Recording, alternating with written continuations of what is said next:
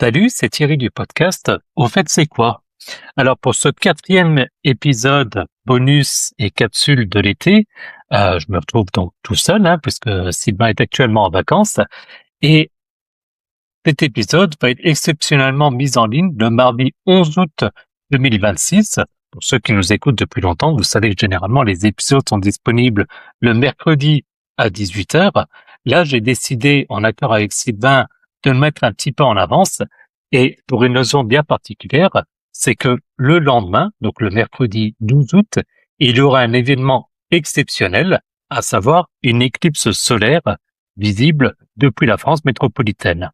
Alors, de manière générale, je sais ce que c'est, mais pas vraiment. Au fait, c'est quoi une éclipse solaire?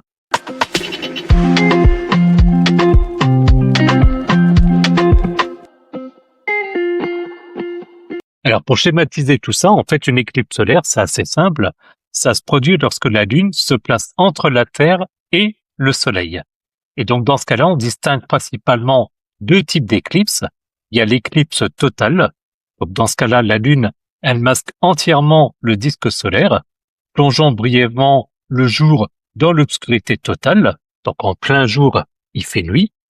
L'éclipse partielle, dans ce cas, la Lune ne masque qu'une portion du Soleil et ça donne l'impression d'une espèce de bouchée qui a été prise dans le Soleil, avec généralement une baisse de la luminosité, mais évidemment, on n'arrive pas dans un effet comme s'il faisait nuit.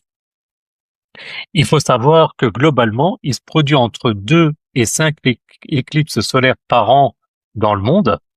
Et donc, si on prend un lieu géographique donné, les éclipses partielles, elles reviennent régulièrement au cours d'une décennie, alors que pour une éclipse totale, au même endroit, c'est extrêmement rare, puisque c'est tous les 300 à 400 ans en moyenne. Alors, vous allez me dire, si c'est 300 à 400 ans, pourquoi est-ce que du coup, on parle en particulier, nous, dans Vous faites c'est quoi, mais également dans les médias, vous en avez forcément entendu parler. Qu'est-ce qu'il y a de particulier? Eh ben, c'est qu'en fait, l'éclipse de ce mercredi 12 août 2026, c'est une éclipse totale. Alors, pour être tout à fait précis, elle est visible en totalité en Islande et dans le nord de l'Espagne, et de manière spectaculaire et partielle en France, avec 90 à 95% d'occultation. Ça dépend évidemment où est-ce que vous êtes situé. Pour nos amis bretons, eh ben, à ce moment-là, donc du côté de l'ouest de la France, ça sera beaucoup plus visible. Pour les personnes comme moi qui sont plus dans l'est, le nord-est de la France, ça sera un peu moins visible. Dans tous les cas, ça restera un événement particulier, d'autant plus que c'est la première depuis 27 ans, la dernière ayant eu lieu le 11 août 1999. Je m'en souviens tout particulièrement pour les plus jeunes d'entre nous, ou pour moi, pour les autres, je ne peux pas croire que vous en souvenez plus.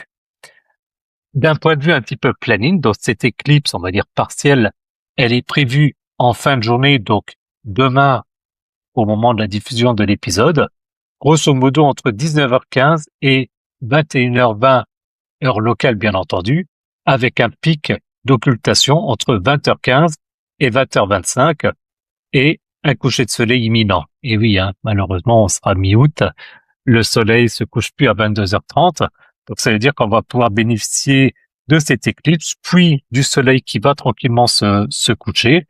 Le mieux, ça sera quand même de se placer au bon endroit par rapport à l'endroit où se couche le soleil. Pourquoi également est-ce que c'est exceptionnel? C'est qu'après vérification, la prochaine en France, elle est prévue pour le 3 septembre 2081. Je vous laisse faire le calcul, mais il y a donc un petit paquet d'années avant que ça se représente. Alors, le point, vous en avez certainement entendu parler, et je tiens absolument à m'appuyer là-dessus, parce que c'est très important, c'est comment se protéger. Forcément, vous savez certainement que fixer le soleil, c'est extrêmement dangereux pour les yeux, pour la rétine, et quand bien même regarder pendant une éclipse, c'est également tout autant dangereux, et ça comporte des risques qui sont irréversibles pour la rétine. Et donc, pour observer au mieux cette éclipse, d'une part, il faut utiliser impérativement des lunettes spéciales Eclipse, neuves et certifiées. Alors, neuves, sous-entendu, si par hasard vous avez encore vos lunettes de 1999, ne les utilisez pas, parce qu'elles se sont certainement altérées avec le temps, même si elles sont restées dans un tiroir. Et certifiées. En fait, il faut s'assurer que sur les lunettes que vous avez achetées ou vous avez pu obtenir dans des centres, qu'elles soient certifiées CE, donc ça c'est la norme européenne, et la norme ISO 12312-2. En d'autres termes, vous regardez vos lunettes, si c'est bien indiqué CE et ISO 12312-2, pas de souci. Dans le cas contraire, ne les utilisez pas. À nouveau, c'est extrêmement dangereux. Et il faut donc, comme j'ai dit, éviter absolument les vieilles lunettes de 1999. Je me répète, mais c'est volontaire. Et également, les lunettes de soleil classiques, ça protège pas suffisamment. Ou bien les radiographies, on entend malheureusement sur les réseaux sociaux des notions d'utiliser des radiographies ou plusieurs radios. Ça marche pas. C'est exclusivement donc les lunettes certifiées, je le répète, mais c'est volontaire. Norme CE, ISO 12312-2 pour profiter à ce moment-là de ce spectacle, sachant qu'à nouveau, c'est certainement une chose qu'on ne verra qu'une ou deux fois dans sa vie vu la fréquence. Voilà, c'est un petit peu le message que je voulais faire passer, et puis ça reste un événement et c'est toujours intéressant de savoir ce que c'est une éclipse. Ou autant, comme vous le savez, un épisode d'Au fait c'est quoi n'est pas un épisode d'Au fait c'est quoi s'il n'y a pas d'anecdotes, donc j'en ai forcément trouvé quelques-unes. La première anecdote, c'est que historiquement, les anciens avaient une peur panique. Il faut savoir que dans la Chine ancienne, on croyait qu'un dragon essayait de dévorer le soleil. Tout le monde à ce moment-là battait des tambours pour l'effrayer et le faire recracher l'astre. Je vous rassure, c'est pas tout à fait comme ça que ça marche, comme on a expliqué précédemment. Il faut savoir qu'également, il y a une guerre qui a été stoppée net du fait d'une éclipse solaire. En 585 avant Jésus-Christ, il y a une éclipse totale qui est survenue en plein milieu d'une bataille et qui a terrifié les deux camps armés, les poussant à simplement signer la paix immédiatement. Il faut également savoir, d'un point de vue scientifique, que ça a permis de valider les théories d'Einstein. On en a parlé dans d'autres épisodes. L'éclipse de 1919, elle a permis de prouver la théorie de la relativité générale en observant tout simplement la courbure de la lumière des étoiles autour du Soleil masqué. Et puis enfin, on ne peut pas parler d'éclipse solaire sans parler également d'éclipse de lune. Ça existe aussi. La différence fondamentale, elle réside en fait dans l'alignement. C'est-à-dire que pour l'éclipse de soleil, comme celle de mercredi, au moment où l'épisode sera diffusé, la lune, elle se place entre la Terre et le soleil. Pour l'éclipse de lune, du coup, c'est l'inverse. C'est la Terre qui se place entre le soleil et la lune. Et à ce moment-là, notre planète, elle projette une ombre sur notre satellite naturel. Il faut savoir qu'il y a 3 particularités dans ce cas précis. La première, c'est la couleur. On parle de lune de sang, vous l'avez certainement déjà constaté. En fait, pendant une éclipse totale de lune, celle-ci ne disparaît pas complètement dans le noir. Elle se pare d'une magnifique teinte cuivrée ou rouge sombre. Bien entendu, comme c'est la lune et que c'est pas le soleil, la lune est éclairée par le biais du soleil et donc il n'y a aucun danger à observer la lune. Non, vous ne vous transformerez pas en loup-garou, c'est garanti.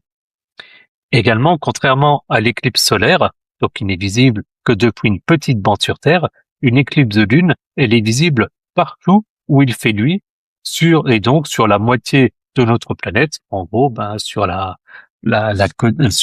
face, on va dire, cachée de la Terre par rapport au Soleil. Et puis, d'un point de vue calendrier, il faut savoir qu'il y a une éclipse de lune qui est prévue tout de suite après celle du Soleil, dans le même mois, c'est-à-dire le 27 août 2026, et ce sera une éclipse partielle. Donc profitez-en parce que c'est quand même pas tous les jours qu'on a l'occasion d'avoir 2 éclipses, une éclipse solaire et une éclipse de lune dans le même mois et également dans la même année. Voilà, sur ce, je vous laisse profiter de l'événement et si vous souhaitez un petit peu revenir vers nous pour nous montrer ou tout du moins nous donner un petit peu vos retours sur cette expérience, je vous invite à m'écouter après le générique pour savoir comment nous rejoindre.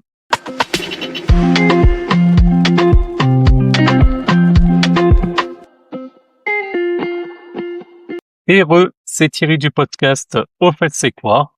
pour nous rejoindre ou bien pour nous écouter, tous nos épisodes, le plus simple, c'est de vous rendre sur notre site internet www.auffaitc'estquoi.fr, parce que vous pourrez retrouver les liens de notre podcast en fonction d'autres applications préférées.